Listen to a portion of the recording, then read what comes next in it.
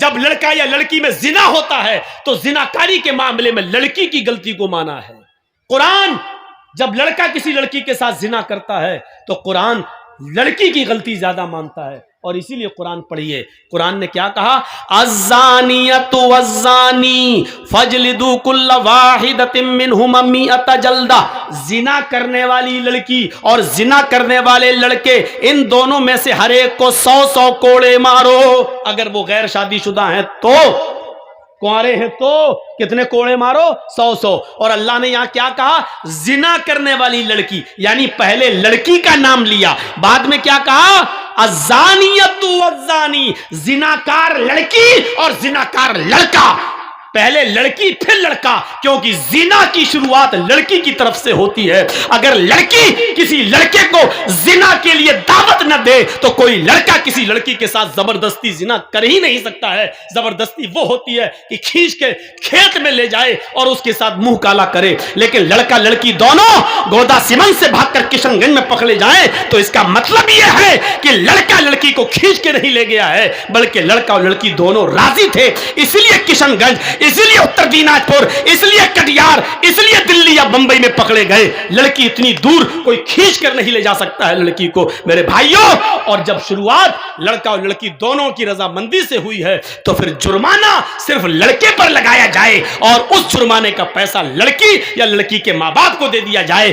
حرام ہے, حرام ہے, حرام ہے یہ فیصلہ. اور یہ کمائی بھی لڑکی اور لڑکی کے ماں باپ کے اوپر حرام ہے جو اس نے لڑکے سے لے کر اپنی لڑکی کی زندگی کے لیے اور اس کی شادی کے کرنے کے نام پر لی ہے. کیونکہ جب غلطی دونوں کی تھی تو سماج کا کام یہ تھا کہ اگر سزا دے سکتے تھے تو دونوں کو سزا دیں, اور نہیں دے سکتے تھے تو آپ نے لڑکے سے جرمانہ لے کر لڑکی کو کیوں دیا؟ چلتا ہے تبھی تو بولے. آپ کی پرمیشن کی ضرورت تھوڑی تھی. لگتا ہے کہ اس کے اوپر بیتی ہوئی ہے, ہمیں ایسے ہی لگ رہا ہے اس کے اوپر بیتی ہوگی یا اس کے کسی بھائی یا کسی کے اوپر تو بہرحال بیتی ہے. ایک آدمی ہم سے بولا مولانا میاں بیوی کے حقوق پہ بولیے گا. ہم نے کہا میں سمجھ گیا, اس کا مطلب وہ اپنی بیوی سے بہت پریشان ہے. جو آدمی ہم کو کہتا ہے اس پہ بولو, اس کا مطلب یہ ہے کہ وہ اس میں ملوث ہے, ورنہ اس کو کیا مطلب مولانا جو بولیں گے قرآن حدیث بولیں گے. تو یہ پنچایت کا فیصلہ میرے بھائیوں غلط ہوتا ہے کہ لڑکے والے سے پیسے لے کے لڑکی کو دے دیا جائے. نہیں. اور شروعات جب لڑکی کی طرف سے ہوتی ہے, بتائیے کیسے ہو سکتا ہے زنا؟ ریپ اسلام کے اندر اگر لڑکے نے لڑکی پر زبردستی کی تو لڑکی پر تو سزا ہے ہی نہیں, صرف لڑکے پر سزا ہے. اور لڑکی نے زبردستی کی لڑکے کو کھینچا تو لڑکی کو سزا ہے, لڑکے کو سزا نہیں ہے. لیکن جب دونوں نے رضامندی کے ساتھ کیا ہے تو دونوں کو سزا ہے اسلام کے اندر. میرے بھائیوں اس کو سوچئے. صاحب اس نے لڑکی کے ساتھ ایسا کیا تو اب لڑکی کہاں جائے گی؟ جہنم میں جائے. میرے باپ کا کیا جا رہا ہے, بھاگی کیوں؟ صاحب لڑکی کا باپ پریشان ہے, زندگی بھر منہ نہیں دکھائے گا. ابے کمینے تو نے موبائل دیا کیوں تھا اپنی لڑکی کو؟ نہ موبائل دیا ہوتا, نہ فون پہ بات ہوتی, نہ واٹس ایپ چلتا, نہ بھاگنے کی نوبت آتی. ساری غلطی تو لڑکی کے باپ نے کی ہے اور سزا لڑکے کو ملے کہ اس سے پیسہ لے کے لڑکی کے باپ کو دیا جائے. میرے بھائیوں ایسی لوگوں کو دیوس کہا ہے قرآن نے, بھڑوا. تیری لڑکی بھاگی کیسے؟ تیری لڑکی گئی کیسے؟ تیری لڑکی اس لڑکے کے ساتھ لنک میں آئی کیسے؟ تو کر کیا رہا تھا؟ گھر میں کیا کر رہا تھا؟ تو نے اپنی لڑکی کا سے سوال جواب کیوں نہیں کیا؟ تو نے اپنی لڑکی کی نگرانی کیوں نہیں کی؟ اس لڑکی کی نوبت لڑکے تک پہنچنے کی کیسے آئی ہے؟ کیا باپ کی غلطی نہیں ہے؟ اگر ایسی جگہ پر پنچایت میں ہمیں بٹھایا جائے تو لڑکی کو 100 کوڑے مارنے کے ساتھ ساتھ 20 کوڑے باپ کو بھی مرواؤں. تیری تربیت اچھی نہیں تھی اس لیے لڑکی بھاگی ہے, تو بھی مجرم ہے. زناکاری کے معاملے میں, ریپ کے معاملے میں لڑکیوں کا کردار آگے جا رہا ہے. میرے بھائیوں سماج کے لوگوں کو چاہیے کہ صرف ایک طرفہ سزا نہ سنائی جائے, ایک طرفہ سزا نہ سنائی جائے. صاحب لڑکے کا کیا گیا ہے, لڑکے کی تو شادی ہو جائے گی, میری لڑکی پہ تو داغ لگ گیا ہے, یہ نہیں چلے گا. لڑکی پہ داغ لگ گیا ہے, داغ لڑکی نے خود لگوایا ہے. میں مانتا ہوں لڑکے کی بھی غلطی ہے, لیکن سزا ملنی ہے تو دونوں کو ملنی چاہیے تھی، لیکن سزا آپ دونوں کو کہاں دے رہے ہیں؟ لڑکا لڑکی کو لے کے بھاگا، دونوں اپنی اپنی مرضی سے بھاگے، دونوں اپنی اپنی مرضی سے گئے، پنچایت فیصلہ سناتی ہے 2 لاکھ روپے لڑکا لڑکی کو دے گا۔ با صاحب یہ کہاں کا انصاف ہے؟ یہ کہاں کا نیائے ہے؟ یہ چیز غلط ہے۔ حضرت عمر کے فیصلے اسی قسم کے ہوا کرتے تھے کہ وہ کسی کو شکایت کا موقع نہیں دیا کرتے تھے، بلکہ اپنے اوپر، ہاں یقین نہیں آتا ہے تو سنیے حضرت عمر کا ایک فیصلہ۔ ایک عمر فاروق کے ملک شام کے اندر ایک یہودی بچہ تھا، چھوٹا سا بچہ تھا، 13-14 سال اس کی عمر تھی، گھوڑا دوڑانے میں بڑا ماہر تھا۔ اسی بستی کے اندر عامر ابن عاص تھے، حضرت عامر ابن عاص کو گورنر بنا کر بھیجا گیا تھا۔ عامر ابن عاص کے بیٹے نے کہا کہ کوئی گھوڑا مجھ سے آگے اور تیز دوڑا کر دکھلائے۔ اس بچے نے چیلنج قبول کر لیا کہ میں آپ سے اچھا گھوڑا دوڑا لیتا ہوں۔ عامر ابن عاص کے بیٹے نے کہا چاؤ دوڑاؤ۔ دونوں اپنے اپنے گھوڑے کو دوڑانے لگے۔ گھوڑا بچے کا، یہودی بچے کا گھوڑا آگے نکل جاتا ہے، عامر ابن عاص کے بیٹے کا گھوڑا پیچھے رہ جاتا ہے۔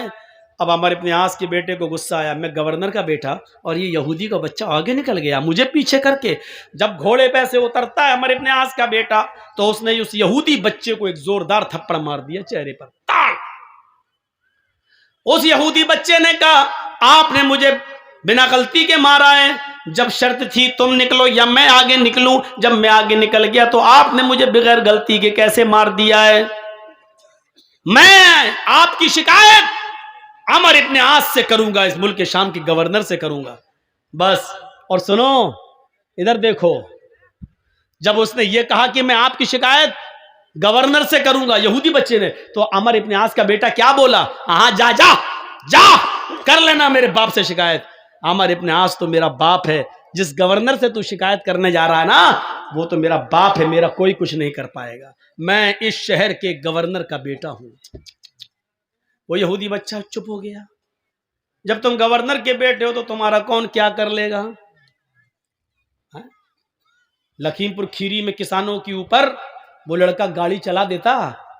نہیں چلایا۔ کیوں؟ کیونکہ منتری کا بیٹا تھا۔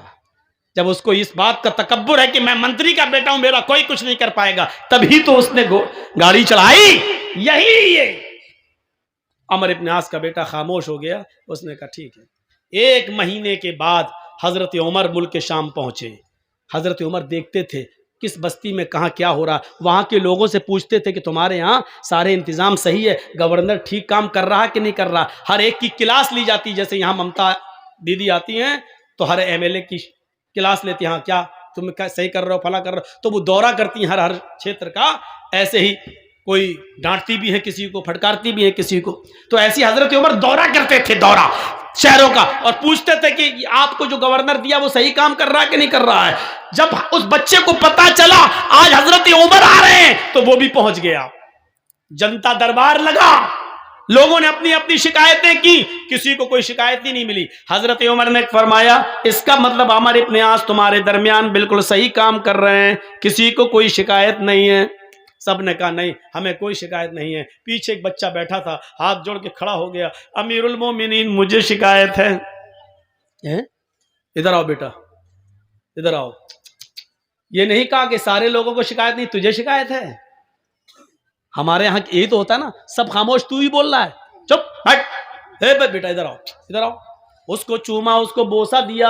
اس یہودی بچے کے ماتھے پر انہوں نے پیشانی پر بوسہ دیا، اس کو چوما اور اپنی گود میں بٹھا لیا۔ بیٹے ڈرنے کی ضرورت نہیں ہے، سچ بتاؤ تمہیں کیا پریشانی ہے؟ کہا امیر المومنین میں یہودی ہوں۔ کہا بیٹے مذہب نہیں پوچھ رہا ہوں تمہارا کیا ہے، تم صرف یہ بتاؤ کہ تمہیں پریشانی کیا ہے۔ کہا امیر المومنین عامر ابن عاص کا جو شہر کے گورنر، ان کا بیٹا میرے ساتھ گھوڑا دوڑا رہا تھا۔ کہنے لگا کون آگے نکلتا کون پیچھے، ہم نے گھوڑا دوڑانا شروع کر دیا، میرا گھوڑا آگے نکل گیا۔ ان کو غصہ آیا ان کے بیٹے کو، اور انہوں نے آ کر میرے ایک چہرے پر ایک زوردار تھپڑ مارا۔ تیری ہمت کیسے پڑی اپنے گھوڑے کو مجھ سے آگے نکالنے کی؟ امیر المومنین نے فرمایا بیٹے جب اس نے تمہارے گال پہ تھپڑ مارا تھا تو تم نے یہ شکایت عامر ابن عاص سے کیوں نہیں کی، گورنر سے کیوں نہیں کی؟ کہا امیر المومنین میں گورنر سے شکایت کرنے آ رہا تھا. ان کا بیٹا کہنے لگا جا جا, گورنر میرا کیا کر لے گا, وہ تو میرا باپ ہے, میں تو اسی گورنر عمر ابن عاص کا بیٹا ہوں, تجھے جہاں جانا ہو جا, میرا کوئی کچھ نہیں کر پائے گا, میرا باپ اس شہر کا گورنر ہے. حضرت عمر فاروق کی آنکھوں میں خون اتر آیا. کہا بیٹے اب تم اترو, ہماری گود سے اترو. حضرت عمر فاروق نے ایک ٹیڑھی نظر عمر ابن عاص کی طرف ڈالی. اے عمر, جب اللہ نے لوگوں کو آزاد پیدا کیا ہے تو تم کون ہوتے ہو کسی کو غلام بنا کر رکھنے والے؟ عمر ابن عاص نے کہا امیر المومنین اس میں میری کیا غلطی ہے, نہ میرے بیٹے نے مجھے کچھ بتایا اور نہ اس یہودی بچے نے مجھے کچھ بتایا. آج یہ فرمان, آج یہ بات میں نے سنی ہے, اپنے بیٹے کو میں بلا رہا ہوں. بلایا, گھر سے بیٹا آیا, نکل گا. یہودی بچے کے سامنے بات ہوئی اور عمر ابن عاص کے بیٹے نے اپنا جرم قبول کیا. جی ہم نے مارا. فرمایا کہ اب تمہیں بھی ایک تھپڑ مارا جائے گا. کہا ٹھیک ہے مارو. کہا اس یہودی بچے سے نہیں. کیوں؟ اس نے پوری طاقت سے مارا, اور بچہ بیچارہ کتنی طاقت سے مارے گا. پھر بھی بچے کی ہاتھ کی طاقت اور اس بڑے لڑکے کی طاقت میں فرق ہے, اس لیے میرا جلاد تمہارے لڑکے کو تھپڑ مارے گا. کہا ٹھیک ہے. جلاد سے کہا ایک تھپڑ زوردار عمر ابن عاص کے بیٹے کو سب کے سامنے رسید کرو. اس جلاد نے پوری طاقت سے ایک تھپڑ بیٹے عمر ابن عاص کے بیٹے کے چہرے پر تھپڑ رسید کر دیا, زوردار تھپڑ جڑ دیا. چلو ہٹو, انصاف ہو گیا. حضرت عمر فاروق نے کہا بھی انصاف نہیں ہوا. اے عمر ابن عاص اب تم ادھر آؤ. حضرت عمر ان کے قریب آئے. حضرت عمر نے جلاد سے کہا ایک تھپڑ اس گورنر کے چہرے پر بھی مارو. لوگوں نے کہا امیر المومنین یہ کیا ظلم ہو رہا ہے, جس نے تھپڑ مارا تھا اس کو سزا مل گئی ہے. فرمایا نہیں, میں جو کہہ رہا ہوں وہ کرو. پھر حضرت عمر فاروق کے جلاد نے ایک تھپڑ عمر ابن عاص کے گال پر بھی رسید کر دیا ہے, مار دیا زور سے.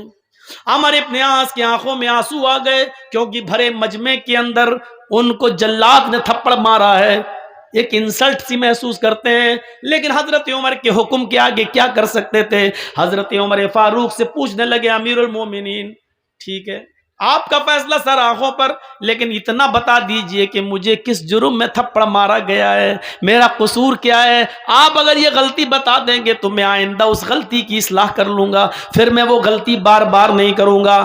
فرمایا اے عمر ابن عاص تیری غلطی یہ ہے کہ تو نے اپنے بیٹے کو صحیح تعلیم نہیں دی, تو نے اپنے بیٹے کو صحیح تربیت نہیں دی. اگر تو نے اپنے بیٹے کو صحیح تعلیم دی ہوتی تو تیرا بیٹا یہ نہیں کہتا میں گورنر کا بیٹا ہوں, میرا کوئی کچھ نہیں کر پائے گا.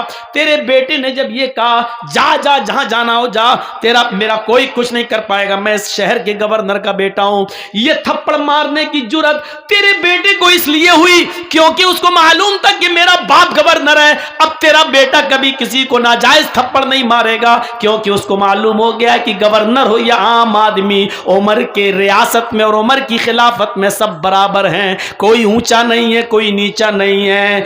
عمر ابن عاص آج کے بعد تو کبھی اپنے بیٹے کو یہ تربیت نہیں دے گا, اور جب بھی تربیت دے گا تو صحیح تربیت دے گا. آج کے بعد تیرا بیٹا کبھی کسی کو یہ سوچ کر تھپڑ نہیں مارے گا کہ میں گورنر کا بیٹا ہوں. یہ اس لیے سزا تجھے بھی ملنی چاہیے تھی. میرے بھائیوں عدل تھا, انصاف تھا, اور ایسے ہی مہاتما گاندھی نے نہیں کہا تھا, ایسے ہی مہاتما گاندھی نے نہیں کہا تھا کہ اگر اس دیش میں خون خرابہ بند کرنا چاہتے ہو, اس دیش میں خون خرابہ روکنا چاہتے ہو تو حضرت عمر فاروق کے عدل اور عمر فاروق کے انصاف کو قائم کر دو. ایسے ہی نہیں کہا تھا, کچھ تو انہوں نے دیکھا ہوگا. عمر فاروق کا عدل, عمر فاروق کا انصاف, یہ انصاف تھا عمر فاروق کا, انسانیت تھی یہ.